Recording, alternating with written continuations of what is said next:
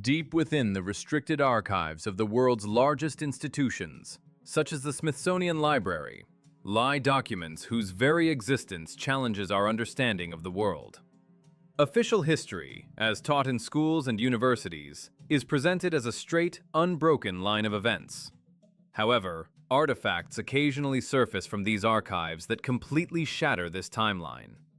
One such startling discovery is an incredibly rare book dating back to the second half of the 16th century.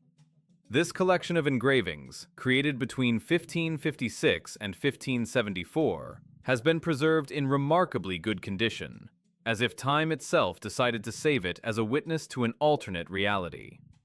The text accompanying the images is written in Latin, the language of science and the elite of that era, signaling the seriousness and importance of the information documented within. The authors of these works include renowned masters of the time, such as Adrien Colart, Philip Gale, and Karel van Mallory. Their involvement confirms that this is not merely the product of a wild imagination, but rather a documentary record of the surrounding world as it existed just a few centuries ago. Researchers who have managed to study this material call the book antediluvian. This term is used not only in the biblical sense, but also to describe an era preceding a global catastrophe or a radical shift in the world order. The contents of these pages describe a daily life and nature that seem fantastic to us, but were everyday reality for the people of that time. There is a bold and frightening hypothesis explaining the existence of this volume. It is not just an art album, but a practical manual, a guide for professional hunters and military personnel. According to this theory, the creation of the modern world order required a total cleansing of the planet from life forms that did not fit into the new system of control. Those whom we might call the architects of history may have decided, hundreds of years ago, to exterminate specific species. It was a grand design to reformat Earth's biosphere. To build civilization in its current form, it was necessary to eliminate competitors and dangerous predators whose existence made controlling humanity difficult. The book in the Smithsonian Library appears to be a report or an instruction manual for this massive process. It demonstrates the high price paid for the establishment of the modern world. We see chronicles of the targeted destruction of fauna that is today considered mythical or extinct for millions of years. This forces us to wonder. Perhaps many legends are not fairy tales, but memories of a real war between humanity and nature, a war that ended quite recently. Before we open these forbidden pages and analyze the methods of this great hunt in detail, be sure to subscribe to the channel and like this video. The information we are about to analyze is something you are unlikely to find in standard history textbooks. History is often written by the victors, but we rarely consider that the greatest war in human history wasn't between nations, but against nature itself and its most formidable inhabitants. There is a well-founded theory that the modern world order, as we know it today, would have been impossible without a total planetary purge. To build a global civilization with its trade routes, cities, and communications, the architects of the New World needed a safe environment. Creatures that had struck terror into human hearts for centuries, occupying the top of the food chain, did not fit into this new, ordered reality. They represented chaos that had to be tamed and eliminated. The ancient folio we are examining becomes key evidence of this planned process. These are not merely chronicles of hunting for food or sport. This is documentation of a systematic genocide aimed at eradicating species that competed with humans. If we carefully analyze the scale of the depicted events, it becomes obvious. We are looking at a report on the execution of a global task. It is quite likely that hundreds of years before the industrial era, the elites of that time made a strategic decision to clear the lands of certain forms of life. This was the preparation of the foundation for future human global dominance. The price the biosphere had to pay for our current comfort and safety.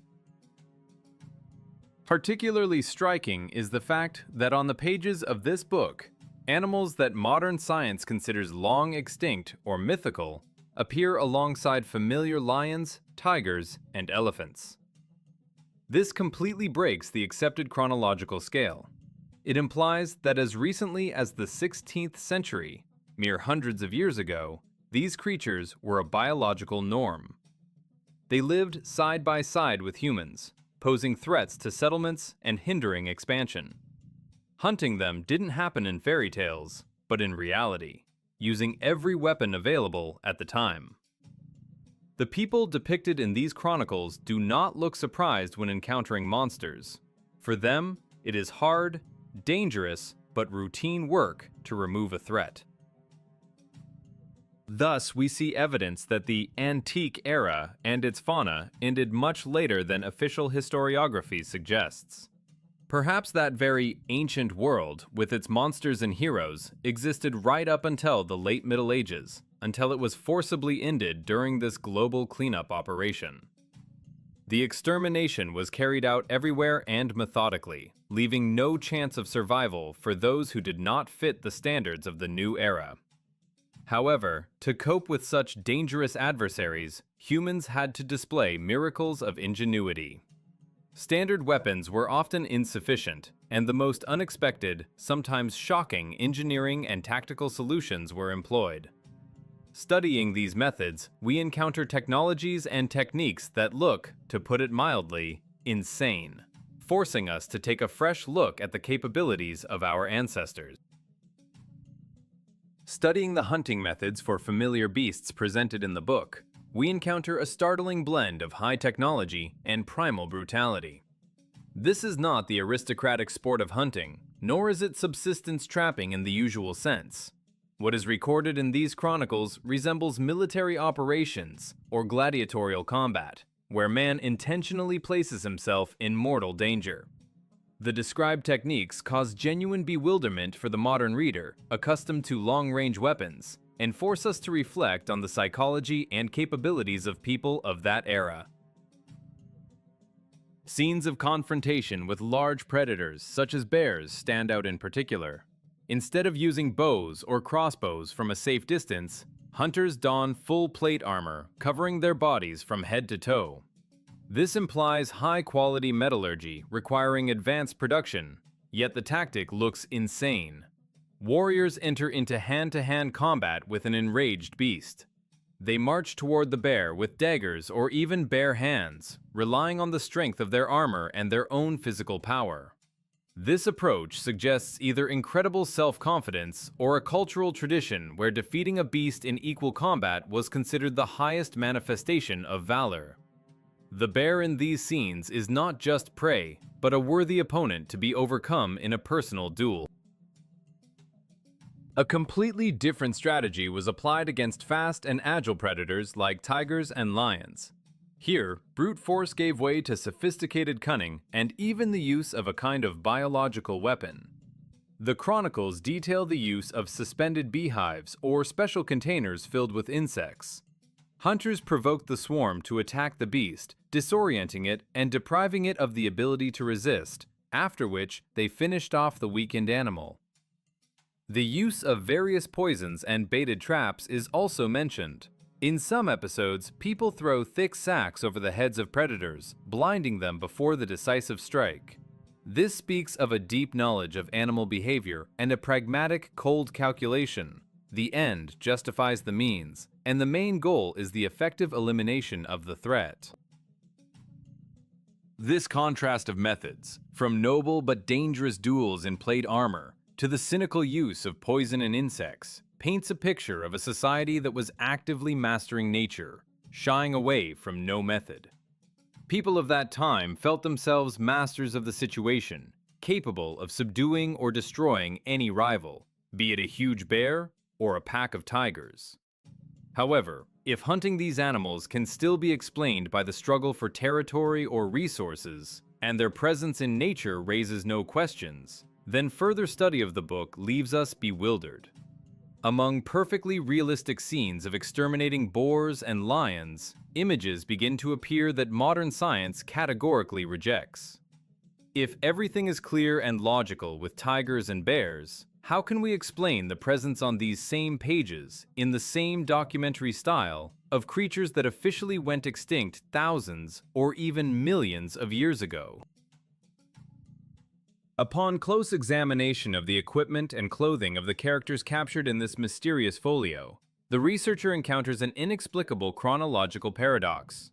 The book is officially dated to the second half of the 16th century, a time when Europe was experiencing the Renaissance, wearing ruffs, and using arquebuses. However, the people on the pages of this edition look as if they stepped off the bas-reliefs of Trajan's column. Their attire is unmistakably identified as the equipment of Roman legionaries: characteristic helmets, short tunics, segmented armor, and caligae sandals. This creates a powerful cognitive dissonance. Official history states that the Western Roman Empire fell in the 5th century, 1,000 years before these engravings were created. If we believe the textbooks, a vast chasm of dark ages lies between these epochs. Yet here we see Romans as contemporaries of the book's authors, or, at the very least, as people who lived in the very recent past. The background landscapes only reinforce this sense of time displacement. The action of many scenes unfolds among ruins that look abandoned but not ancient. We see the remains of majestic colonnades, triumphal arches, and statues that have begun to be overgrown with vegetation, but still retain their monumentality. This suggests that the catastrophe which destroyed the civilization occurred relatively recently.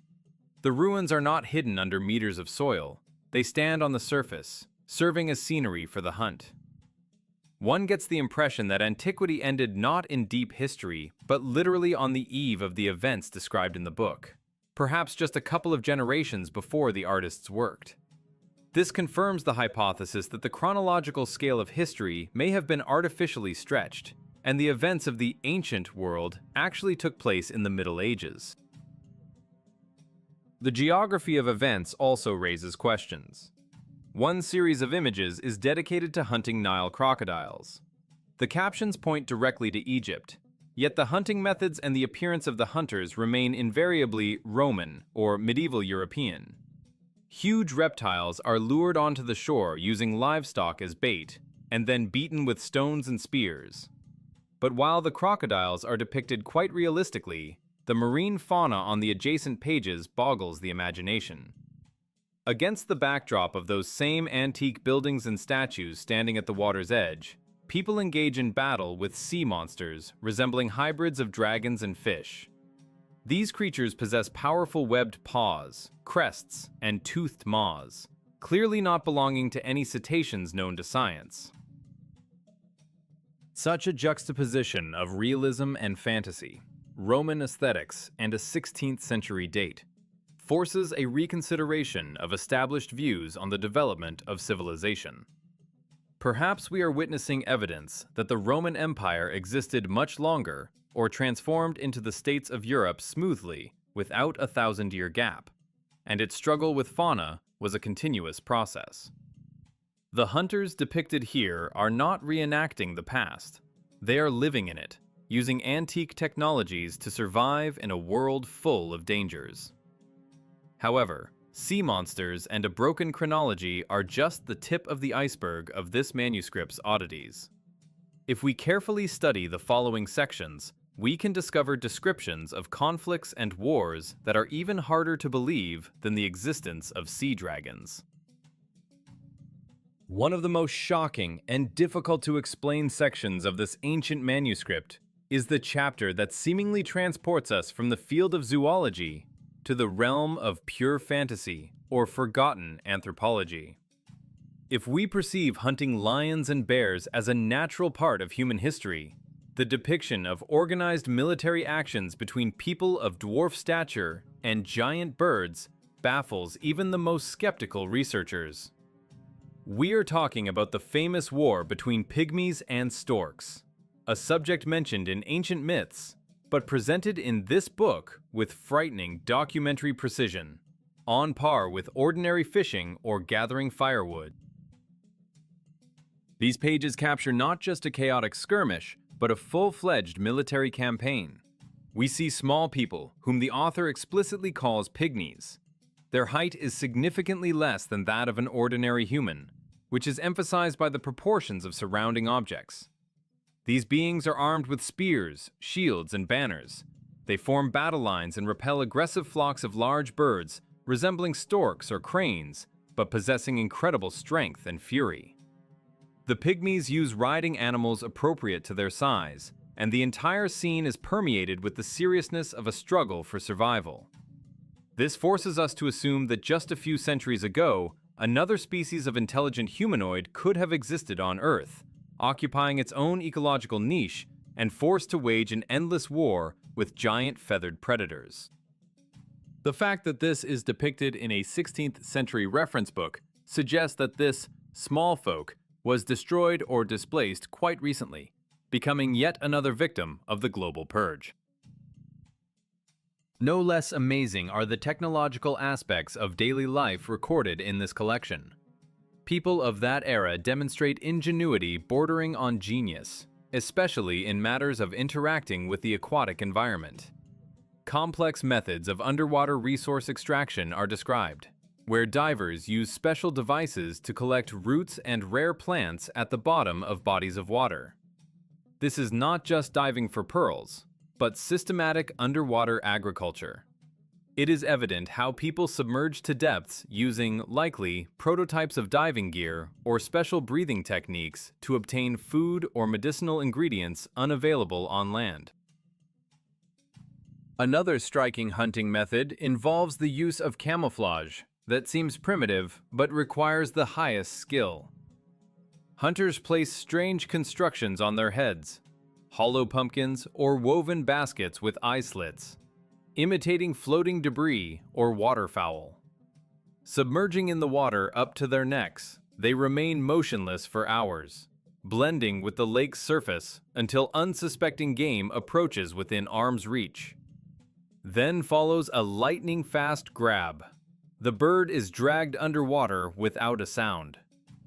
These techniques testify that man of that time was much closer to nature and understood its laws more deeply than we are accustomed to thinking. He was a predator, capable of adapting to any environment. However, the most amazing creatures on the pages of this book are not pygmies or cunning divers. Next, we are about to encounter those whom modern civilization is accustomed to seeing exclusively in fairy tales and legends, but who, for the authors of this work, were a terrifying reality. Turning the pages of this archive, we approach a boundary where zoology, in the opinion of modern man, must yield to mythology. However, the manuscript's author makes no distinction between animals familiar to us and creatures that today inhabit only the pages of fantasy novels. For the compilers of this collection, a unicorn or a satyr was as much a biological fact as a deer or a wolf. This observation completely flips our perception of the past, forcing us to assume that so-called mythical creations were a full-fledged part of Earth's fauna, destroyed during that very global purge. Particular attention is drawn to the hunting of the unicorn. In mass culture, this animal is associated with rainbows and magic. But in this antediluvian manual, it is presented as a powerful and dangerous beast, an object of commerce. The hunting scene is stripped of all romanticism. It is hard work involving risk to life, where people use spears and coordinated tactics to defeat the opponent. It is worth noting that the existence of unicorns is confirmed not only by this source. Archaeologists have repeatedly found skulls and skeletons of large ungulates with a single horn, such as Elasmotherium, which officially went extinct tens of thousands of years ago. However, 16th century engravings testify that the population of these animals survived much longer and was actively exterminated by humans until it disappeared completely. Even stranger, and perhaps the most discouraging image, is the scene of human interaction with satyrs, creatures possessing the features of a human and a goat, with horns and hooves. Instead of an epic battle with demons, we see an absolutely mundane, almost comical situation. A group of women, armed with simple sticks, chases these creatures away like annoying stray dogs or pests that have gotten into a garden. In the background, men help round them up. Satyrs here do not look like rulers of the underworld. They are, rather, a wild, marginal branch of humanoids or apes that lived near human settlements and caused minor inconveniences. Such ordinariness is more frightening than any monster legends, because it turns myth into the boring, everyday life of the past. Alongside them, the book documents huge snakes whose sizes do not fit modern standards. These are not just anacondas, but giant reptiles hunted by entire detachments. Also present are birds of unknown species, whose morphology does not match any living family of birds. All this diversity is presented in the dry, protocol language of a naturalist. The artist meticulously draws the anatomy, habits, and methods of killing each species. This leads to the thought that we are not looking at allegories of vices, as art historians love to claim, but a real field report on an ecosystem that was deemed hostile and subject to total destruction. Thus, we see a world where the boundaries of the possible were much wider. The forests of Europe and Asia teemed with forms of life we have lost and forgotten. But if satyrs were merely an annoying nuisance, and unicorns a valuable prize, there existed in that world a predator that occupied the absolute top of the food chain. Everyone feared it, from kings to simple peasants, and it was the struggle against it that became the main trial for humanity. This creature was the living embodiment of fire and death, and it too was hunted, but using completely different methods. The culmination of this unique historical document is the section dedicated to a creature that occupies a special, almost sacred place in the collective consciousness of humanity. We are accustomed to considering dragons exclusively a figment of the imagination, a symbol of evil or wisdom in ancient epics. However, the manuscript's authors shatter this stereotype with cold, documentary precision. On the pages of the book, amidst descriptions of hunting boars and deer, appear instructions for destroying what is classified as Draco serratus. This name moves the legend into the category of biology, pointing to a specific species of reptile possessing heavy scales and a specific body structure. Most striking in these testimonies is the physical appearance of the monsters. There are no graceful flyers soaring in the clouds as we are used to seeing in modern fantasy. Draco serratus appear before us as heavy, squat, wingless lizards of colossal size. These are biological tanks covered in impenetrable armor, whose mass and strength made them absolute dominance in their ecosystem. Their image is devoid of magic. These are simply very dangerous, aggressive animals posing a lethal threat to any settlement. And the methods of fighting them, recorded in the Chronicle, are not heroic, but strictly military practical in nature. This is not a knight's duel with a lance, but a planned military operation to clear territory. Special attention is paid to the tactics of destroying these giants. Since direct confrontation with a creature of such size was suicide, humans used an engineering approach and cunning.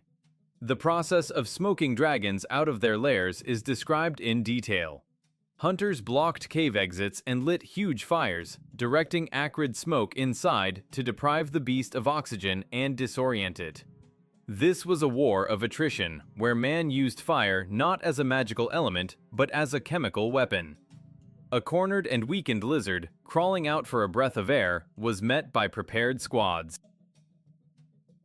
To kill such a well-protected target, weaponry of the appropriate caliber was required. Heavy siege engines mounted on wheeled carriages were brought into play. The chronicles demonstrate the use of powerful ballistas, and possibly prototypes of firearms or cannons capable of piercing the reptile's thick hide. Projectiles fired from these machines were meant to inflict critical damage from a safe distance. Complex systems of nets and traps were also used to immobilize the monster before the final strike. All this proves that dragons were entirely material objects of flesh and blood. They felt pain, suffered from suffocation, and died from mechanical injuries, just like any other living being.